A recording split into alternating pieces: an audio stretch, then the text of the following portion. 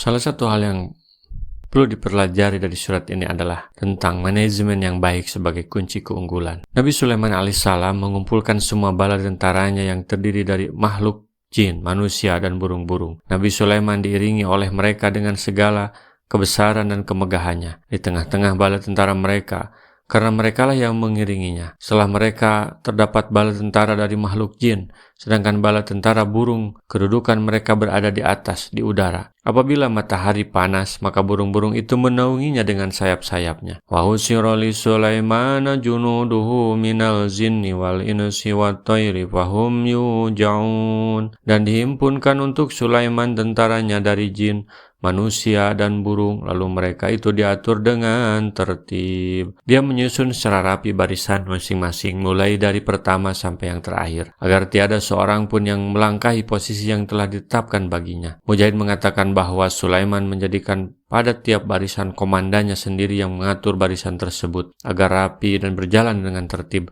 tidak semrawut sebagaimana yang dilakukan oleh raja-raja di masa sekarang. Bayangkan kerajaan yang besar dan lembaga yang anggotanya dari berbagai kalangan, bahkan berbagai makhluk, jin, manusia, burung-burung, binatang buas, dan makhluk lainnya, intelijen, tentara, pesawat terbang, angkatan laut, dan komponen negara lainnya. Kata husyiro menunjukkan jumlah pasukan yang besar dan beradab, sedangkan kata fahum yujaun menunjukkan adanya manajemen yang handal dan pembagian tugas yang cermat. Masing-masing anggota bertugas dengan amanah. Kemudian untuk sebuah keunggulan perlunya yang disebut dengan pelatihan. Hatta idza tau ala wadin namli qalat namlatun ya ayyuhan namlu udkhulu masakinahum la yahtimannakum Sulaiman wa junuduhu wa hum la yas'urun. Hingga apabila mereka sampai di lembah semut, berkatalah seekor semut, "Hai semut-semut, masuklah ke dalam sarang-sarang kalian, agar kalian tidak diinjak oleh Sulaiman dan tentaranya,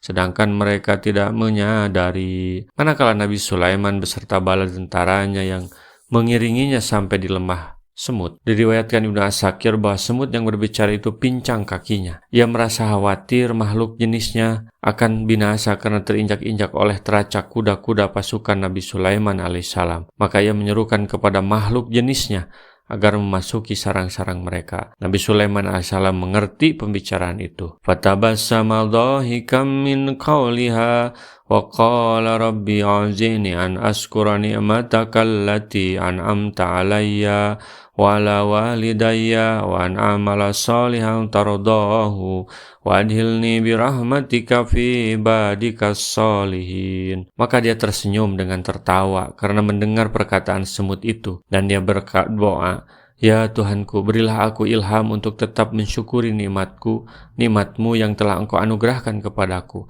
dan kepada dua orang ibu bapakku, dan untuk mengerjakan amal soleh yang Engkau ridhoi, dan masukkanlah aku dengan rahmatmu ke dalam golongan hamba-hambamu yang soleh." Nabi Sulaiman alaihissalam tersenyum karena bisa memahami dan mendengar perkataan semut ini. Jangankan manusia, semut saja dilindungi. Anda bisa membayangkan keadilan tegak waktu itu.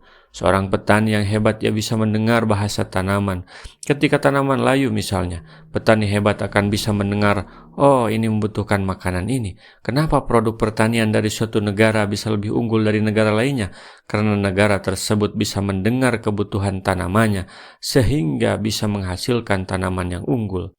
Atas ilmu tersebut, Nabi Sulaiman tidak jumawa, justru ia merendah di hadapan Allah dengan berdoa, "Ya Allah, berilah aku kekuatan untuk mensyukuri nikmat yang telah Engkau limpahkan kepadaku, sehingga aku dapat memahami bahasa burung dan bahasa semua hewan berkat pengajaranmu kepadaku, juga kepada kedua orang tuaku, agar diriku menjadi orang yang tunduk patuh dan beriman kepadamu."